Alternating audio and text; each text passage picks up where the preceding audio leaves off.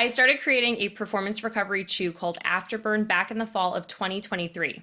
On a separate episode, I will be telling you why I created it, but today I'm excited to bring back registered dietitian Hillary Ervin, who's going to give us the facts about the three different supplements I have packed into Afterburn, which are creatine monohydrate, BCAAs, and L-glutamine. Please be advised, these statements have not been evaluated by the Food and Drug Administration. This product is not intended to diagnose, treat, cure, or prevent any diseases.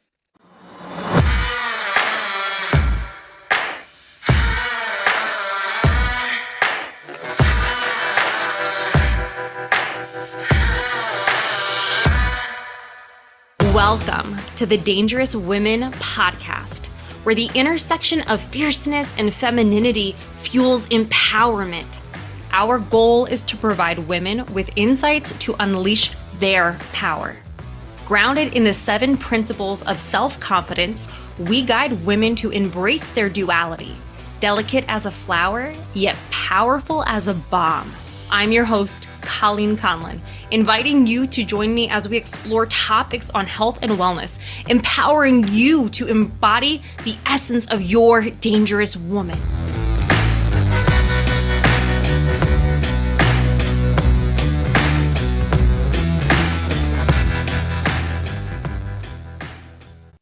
Hillary, what is creatine? All right.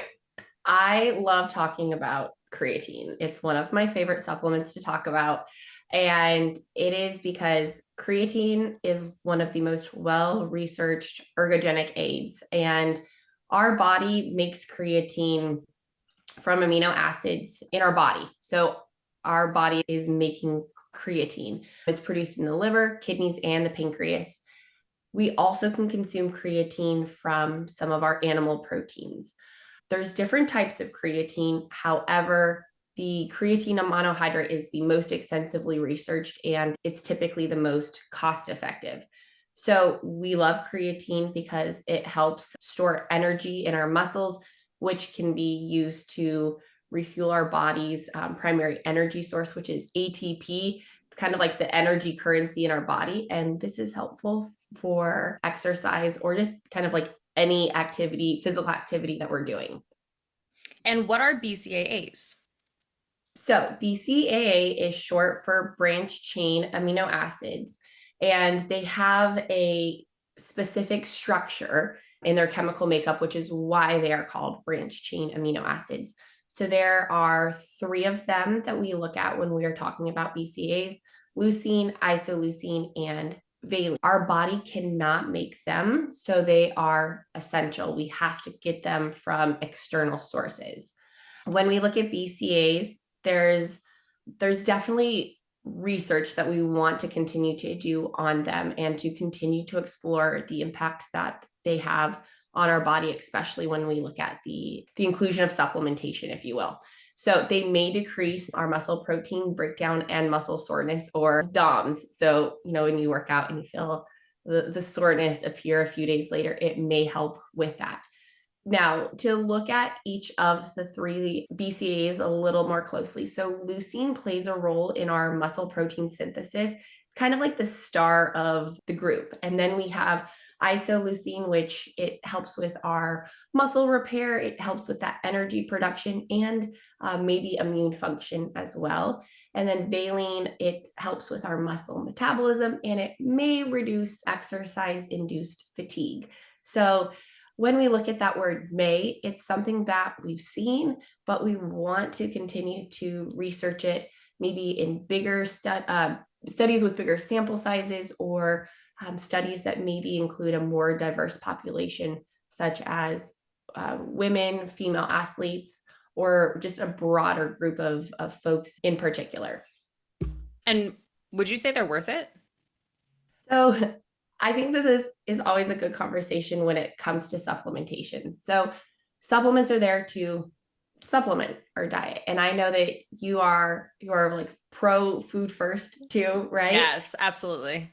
Supplements in general, like they are there to enhance. So I think that BCAAs fall in that same category. They can be really helpful if you don't consume enough protein from animal foods. So these may be helpful for folks who have limited dietary options. Maybe they're plant-based, or they just don't enjoy consuming animal proteins. They also can be great for people who don't enjoy like protein powders or protein shakes. Being able to consume it in a different form can be really helpful.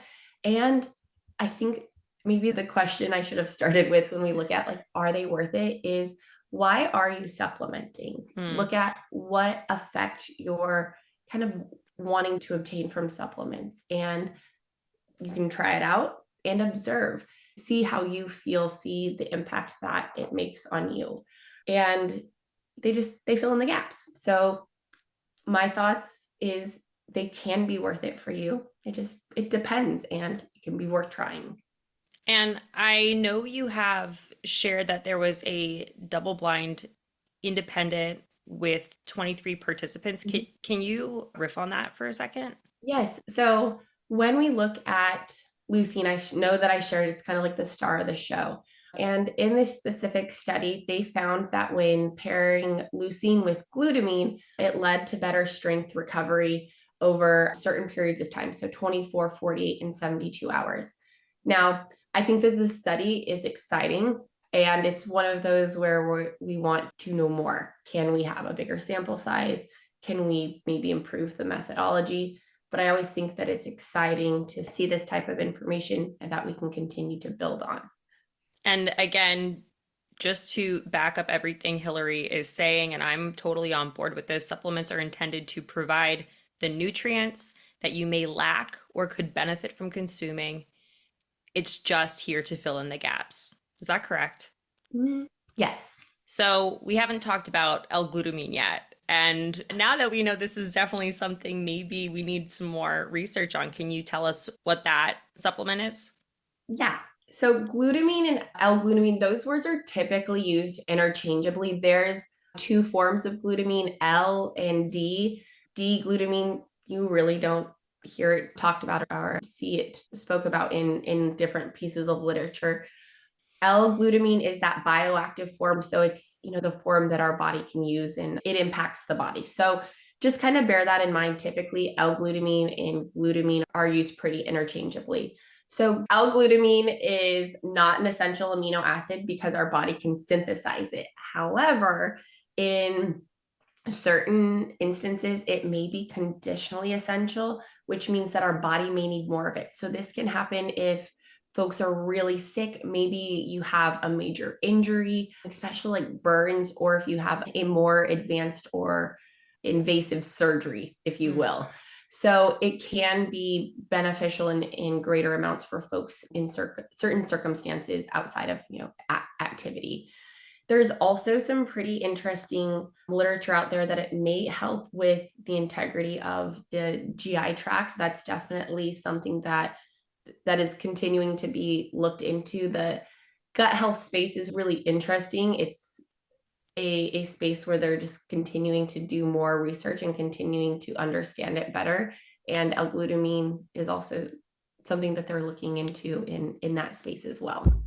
So now that we have the information on the supplements that are all packed into the chew that is Afterburn, how would you define an intense workout for those who could be benefiting from taking the supplement that is Afterburn? Defining an intense workout to me can be subjective, right?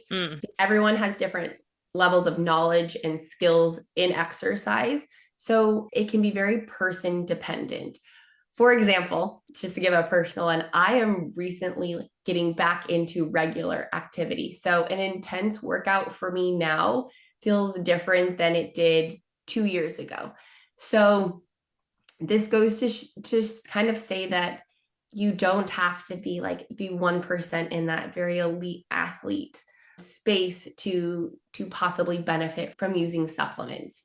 The intensity can vary depending on the person. Various types of athletes, which I love to use, make sure that everyone knows, like, if you are regularly exercising, you are working out hard, you are an athlete. You don't have to be paid. You don't have to be professional. You don't have to be at the Olympics to be an athlete.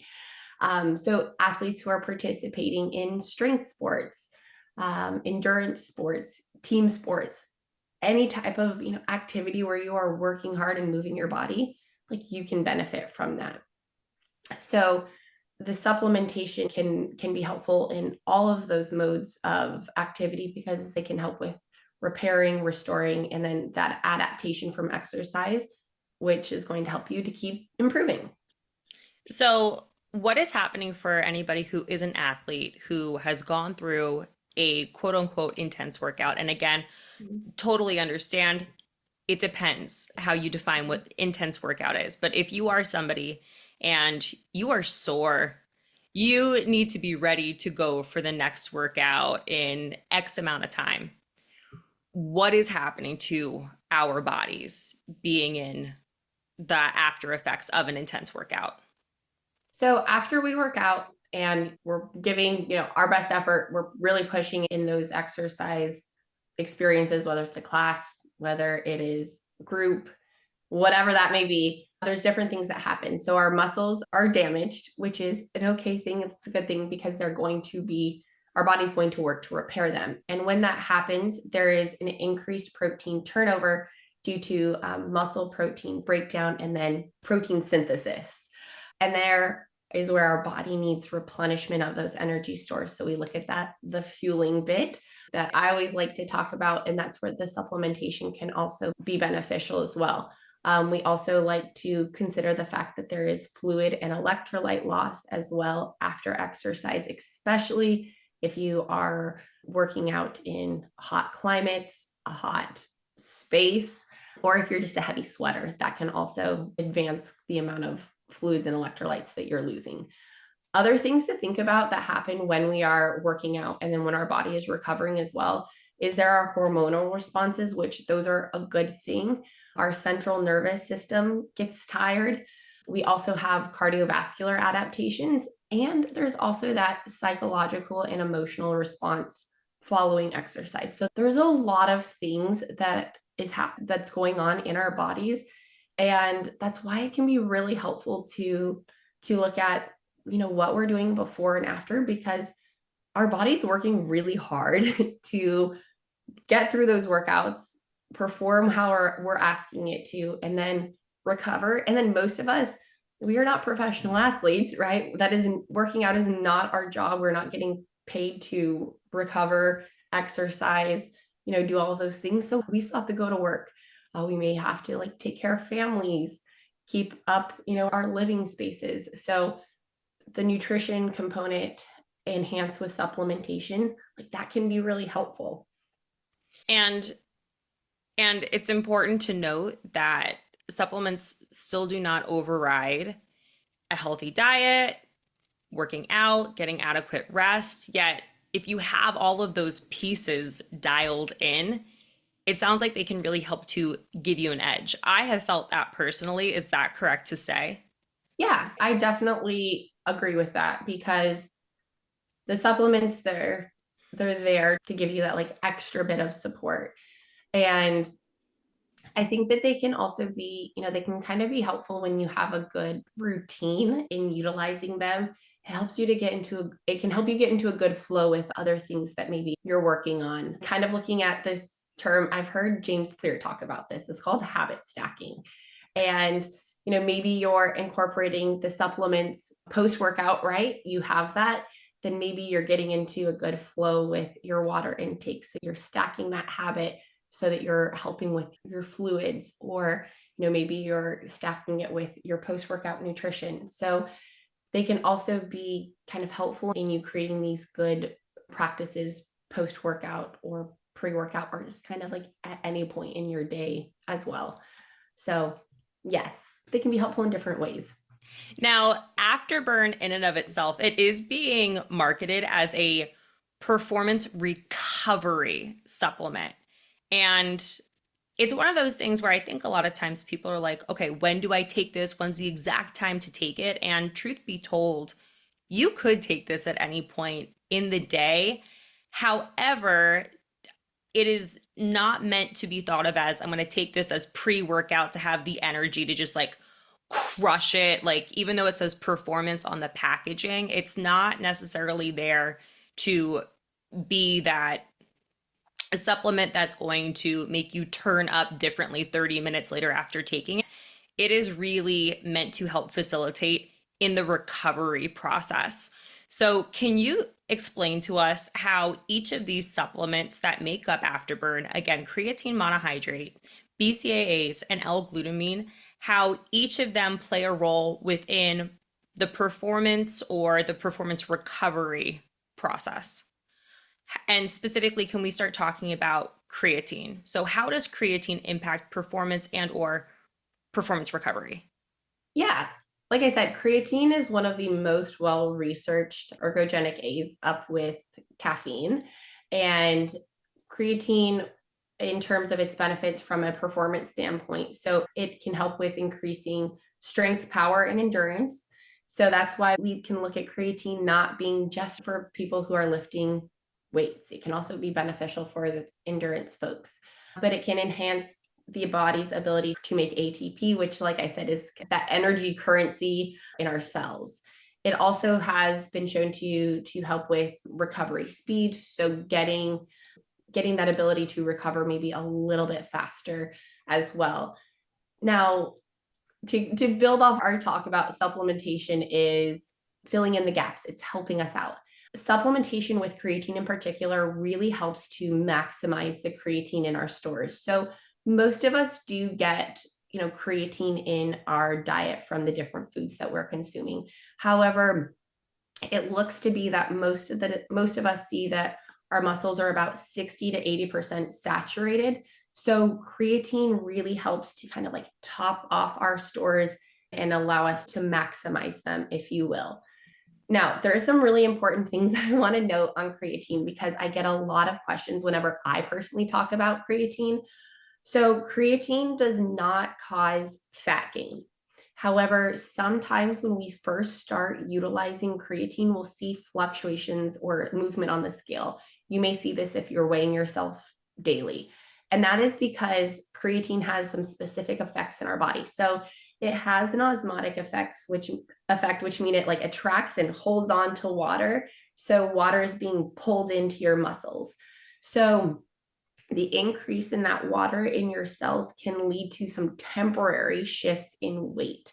And you also may see that your muscle glycogen stores, so that your carbohydrates, kind of thinking glycogen and carbohydrates together, can also lead to that shift in water because carbs like to hold on to water. So a lot of people will, come to me concerned that they are, gaining weight or they don't want to see the scale go up because of creatine. This is typically like a temporary shift, so long as, other things are consistent, like your diet.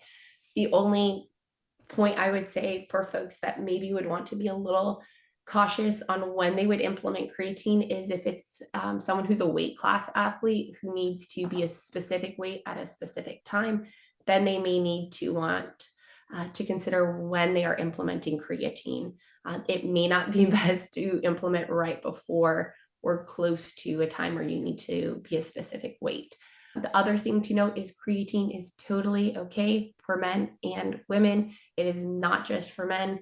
Women can absolutely benefit from using creatine, as like you've experienced, I've experienced, and so many other women have experienced as well. What about BCAAs? How do they play an impactful role in this game? So BCAAs may reduce creatine kinase. So creatine kinase is this enzyme in your body that plays a role in our energy production, especially in our muscles. So when muscles are like damaged or stressed, which happens, after our exercise, the creatine kinase may rise, and that's where those BCAAs could be possibly helpful in kind of leveling that out. Like I mentioned earlier, they may be helpful in reducing DOMS or that delayed onset muscle soreness. So after you work out, a few days later, you try to like go up the stairs or sit down and it's like really painful. It may help reduce that. Now, current studies have not shown conclusively that they'll have an impact on muscle performance. However, more research is definitely needed on larger populations, and research on women in general, I think, is also something we want to look at. Typically, studies, especially in previous years, have been largely conducted on men. More and more research is being conducted on women, which is exciting. And hopefully, these are areas that we will see research done on as well. And then how does L-glutamine impact? So L-glutamine, we have evidence in research that it might support recovery from strength training. And another bit that I know I mentioned earlier is that it may also support the GI tract, your stomach, in prolonged endurance exercise. And to me, this is exciting in an area that I hope they continue to look at, because in endurance sports, especially as the duration of the activity increases, GI troubles or challenges can arise where it can make it really difficult for the athlete to fuel themselves. So again, this is an area that I think we would benefit from seeing, more research done, especially on women in larger populations, and continue to explore how all three of these supplements can make an impact. Because as we've seen, research is always growing and evolving. Things that we thought 5 years ago, 10 years ago have changed.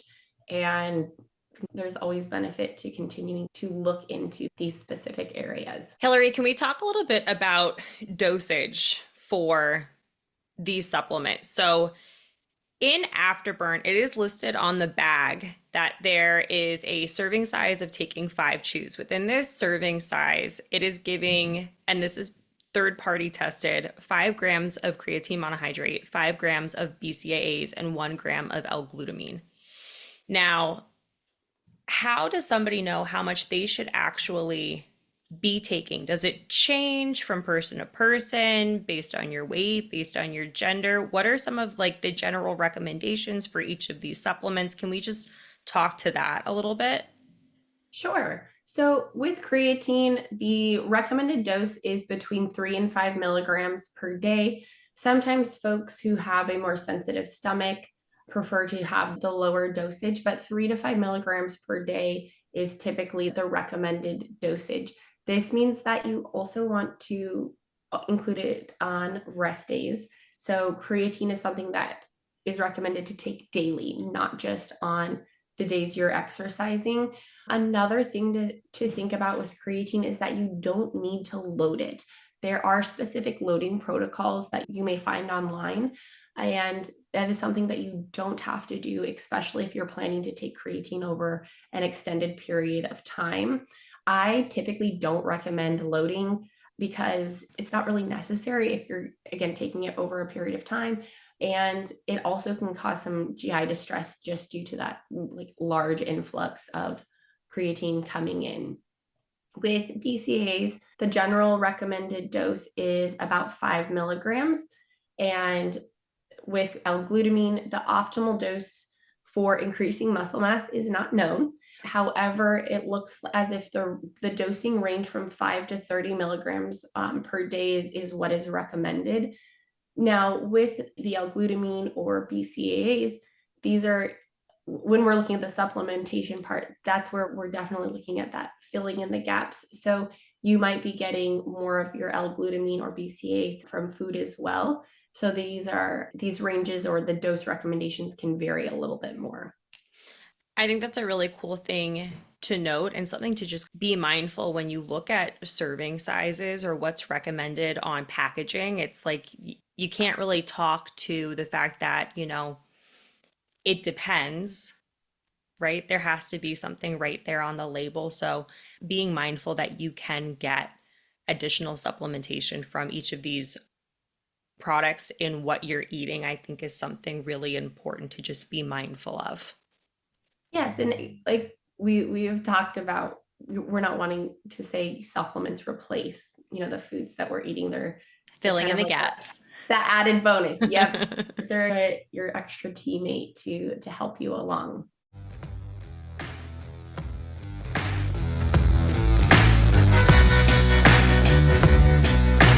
Kettlebell Catalyst, the exercise guide for women to build strength, Lean Muscle, and Self-Confidence to Overcoming Limiting Beliefs is a book I wrote for women to be empowered to get started with kettlebells.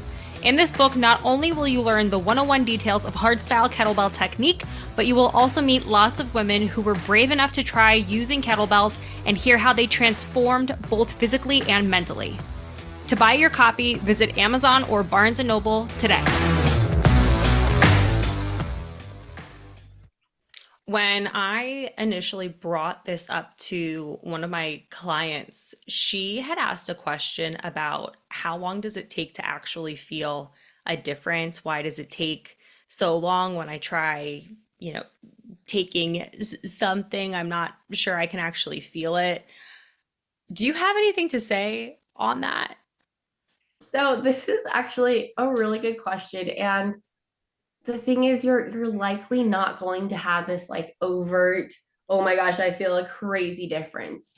You might notice subtle changes, but it's unlikely you're going to wake up and just feel totally different. It's not like a pre-workout where you might get that burst of energy or the tingles on your skin. That's not going to happen with this type of supplementation. So if you're looking for the like a very notable, experience or moment where you're like, wow, I feel amazing, it's probably not going to happen. It's one of those where we're continuing to look at how you're feeling over time, progressing, subjective points with how you're feeling. So that's sometimes a little challenging for people because I mean, it's it feels frustrating at times to not have that clear evidence that something's happening, but you're likely not going to have this really aha moment. When I started taking all three of those supplements on my own, it took probably close to like 2.5 weeks till I started noticing some changes within my workouts. Now, granted, there were other variables at play, such as what I was doing in my workouts, the amount of rest I was getting, but I would say I started noticing a difference in terms of I don't feel as sore and I'm able to get an extra set or get some more reps in. And I also noticed a couple of PRs started popping up in more of my power exercises like my snatch and my swing. But to your point, it never felt like, oh my gosh, like it's in my body now. But I think for somebody who's really curious to see a difference there, it's one of those things where, are you already tracking what you're eating? Are you tracking your sleep? Are you tracking what you're doing in your workouts and tracking how you're feeling? If those are things that you already have data on, adding something like this in after a few weeks or maybe up to a month, maybe then you'll start to see, oh, there is a difference in my recovery. There is a difference in how I'm able to show up for the next workout. Is there anything else that you would add to that or change to that? What are your thoughts? To me, this goes back to the point I shared on like, what are you hoping to achieve with the supplementation? And that's where we like to keep note of it. Do you have specific, like, objective data points that you're wanting to look at, or more subjective points? And using like a good old fashioned journal, or use the computer and take note of that. You could use like rating scales, different ways that you want to monitor or track how you're feeling, and use that as kind of a way to see how you might be impacted. And just because you don't feel these oh my goodness moments where it's like, wow, I'm performing so great, just because you don't feel that does not mean that it's not working. And using the data that you're tracking is going to be really helpful for you.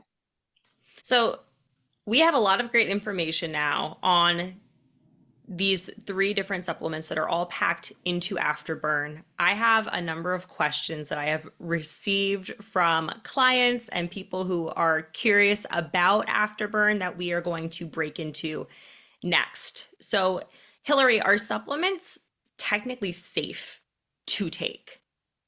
Yes. So, especially speaking to the ones that you're going to be sharing with the world, yes, they're generally safe to incorporate. things that you want to double check. And this is definitely, some of these are person dependent. So you want to ensure that your supplements don't interact with any of your medications. It's always good to check that. If you have any questions or concerns, always a good idea to consult your doctor before starting any new supplements. And then also making sure that they are third-party tested, which we know yours are. There's several different databases that you can check to see if supplements are third-party tested, or you can also look on the labeling, and I can provide you with some of those different ways to look up the testing of different products. And the third-party testing, it's just very helpful to ensure that consumers know like what they're getting. There's no surprises, things aren't added in, or to also ensure they're not getting less than what they think they're taking in. So that's always helpful to have that third-party testing. I'm going to share more information about this component on a separate podcast episode, but what I can say from going through this process, it is very easy to go about creating a supplement. So for somebody who wants to get something out and do it in a very cheap way, it's possible that you could be taking this stuff thinking that you're getting more in it where you're actually not. So that's the beauty of having a product being third party tested. You're just checking off your boxes, making sure that everything you're being told you are getting, you are actually getting. Exactly. And that there's not extra fillers or funky ingredients in there. So that is a really good point. For someone who's never taken a supplement, is it different than taking a steroid? Yes. I wanted to first think about talking about creatine, because this is the one where sometimes I will hear people in conversation correlate creatine to a steroid. Creatine is definitely not an anabolic steroid. So anabolic steroids are synthetic substances. So they're not going to be occurring in our body, and they help promote muscle growth. They enhance athletic performance. So they can definitely give an advantage. However, they're banned in a lot of different professional sports and organizations, and misuse can lead to health risks. And there's just a lot of different challenges that can come into utilizing anabolic steroids. Creatine is definitely not. Like I said, it's a naturally occurring substance. It's produced by the body, and then our body utilizes it. So the supplements that you've talked about, the BCAAs, L-Glutamine, and creatine, they are not steroids or anything that falls under that category. Now, you've already touched on the gender portion of this. You have made it very clear that men and women benefit from this. But aside from gender, is there anything to note in regards to age demographic in taking these supplements? Yes, and this is one of the challenges that we can sometimes find with just recommendations in general. These supplements are not recommended for use during pregnancy or breastfeeding, and they're not recommended for people under the age of 18. This is, largely because in terms of conducting ethical research, it's not ethical to conduct research on folks who are pregnant or breastfeeding, because of the infant or the fetus cannot give consent. And under the age of 18, we're also looking at things in terms of ethics. So the American Academy of Pediatrics and the American Society of Sports Medicine do not recommend creatine use under the age of 18. Do we naturally ingest any of these supplements via food? You have touched on this, but just to make it super clear, why would you actually consider supplementing with them if we can get them through food? Good question. So creatine is found in some animal products, so primarily meat and fish. It is not naturally found in plant-based products. So if you are a plant-based athlete and you don't consume animal proteins, then you might find that your creatine stores are lower. So that supplementation component can be really helpful.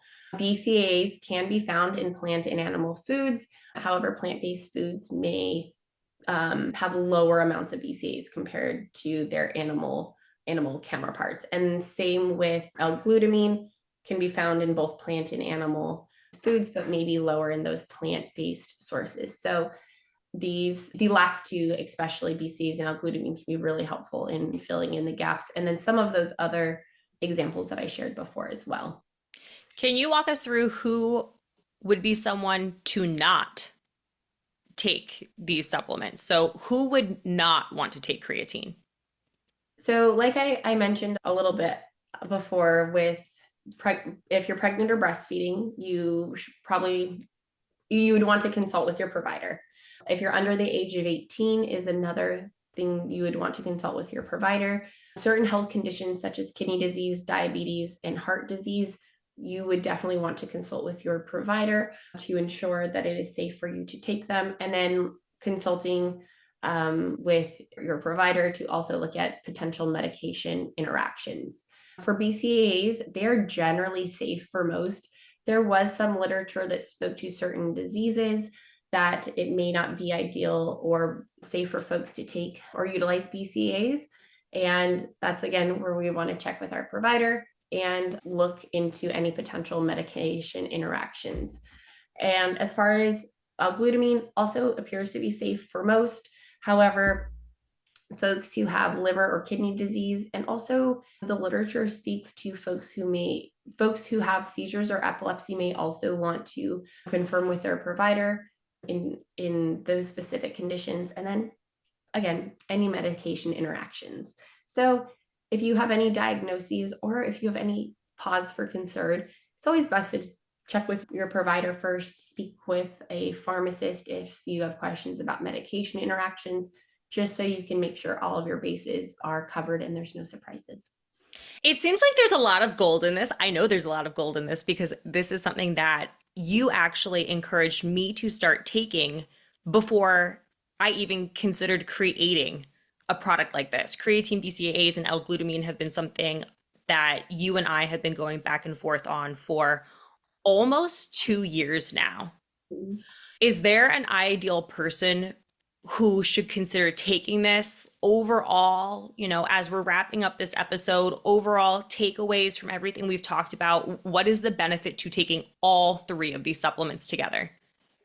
The benefit is that they can all work together in some form or fashion. So I know I touched on the research speaking to how L-glutamine and BCAA, specifically leucine, can work together. And then we know that creatine comes in just being a really well-researched product supplement in general. I would say that in terms of like who can benefit from this, it would be the athlete. And remember, athlete, if you're listening to this, you're probably an athlete. You don't have to be paid. You don't have to be in the top 1%. If you are working out hard, you're putting forth the effort, you could probably benefit. So whether you're a strength athlete, whether you're endurance, whether you play team sports, whether you dabble in, different activities, you could benefit from utilizing supplementation.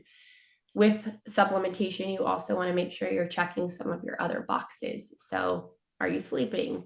Are you consistent with your exercise? Are you getting the nutrition that your body needs for performance and recovery? You also want to look at, those components as well, because if you're not, taking care of those pieces, the supplements are likely not going to have that effect that you want.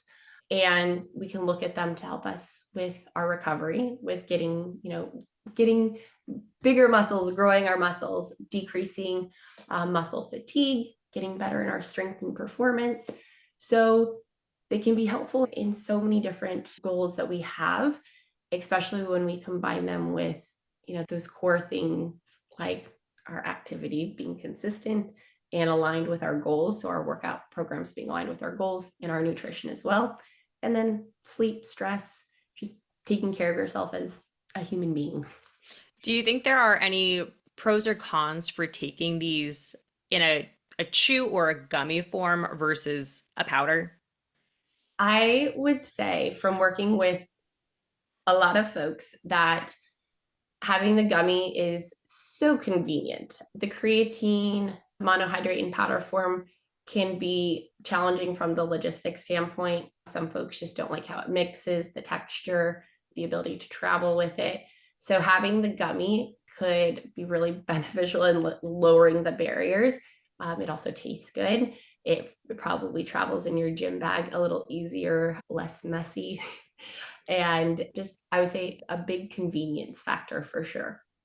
I know you have touched on additional benefits to L-glutamine specifically, but are there any other benefits of taking these supplements outside of performance and recovery in the form of afterburn or taking them individually?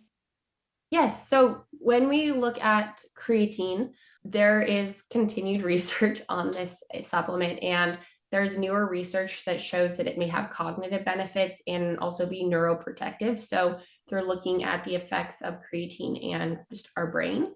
And there's also research looking into it in terms of our bone health. So these areas, especially the brain component, is it a area where they're really looking into things more. And for L-glutamine, I know I shared that it can be really helpful in terms of like trauma, burns, injuries, immune function, and then also your overall like gut health. So this also speaks to how, how we can benefit from utilizing supplementation, not just on training days, not just on when we're working out. And they may also, continue to be beneficial if we are recovering from an injury, or if we have a little bit of a change in our workout programming and consistency there, they could still have positive impacts in other ways. Hillary, is creatine safe for your kidneys?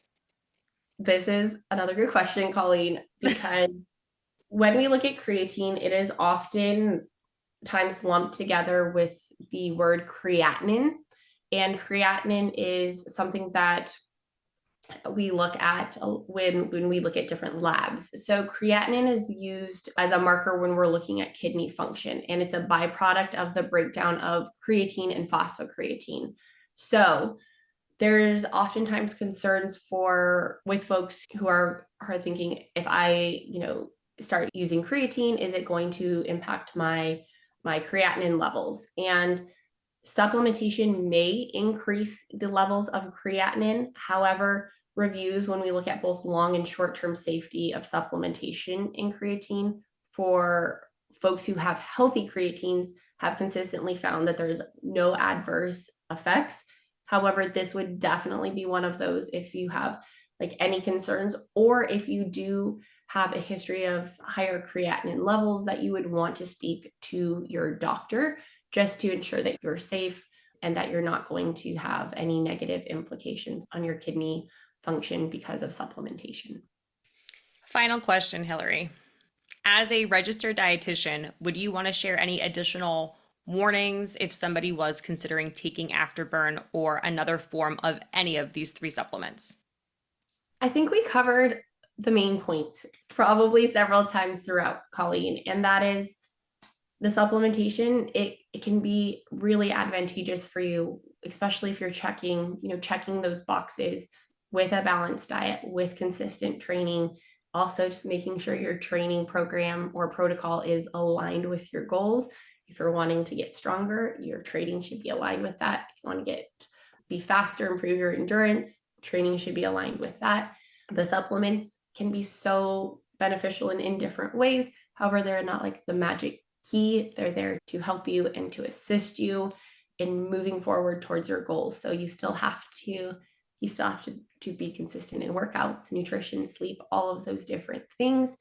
And I think, one of the other points we talked about that's good to remember is to observe, how you're feeling, to kind of keep track of both subjective and objective data so you can get a feel for the impacts that, the supplementation is having. And then the other bit is, if you're going to try it, be consistent, be objective, be curious, as you're, observing how you feel. That way you can make an informed decision, or have jumping off points for, how you want to continue to apply supplementation in the future. Thank you so much, Hillary. You're welcome.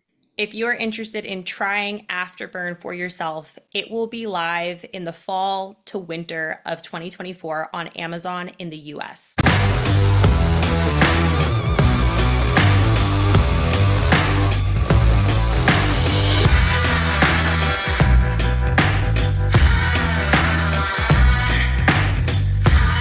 Thank you for listening to the Dangerous Women podcast. If you had any groundbreaking takeaways from today's episode, please tag us on social at the Dangerous Women podcast. To make sure you never miss an episode, subscribe below.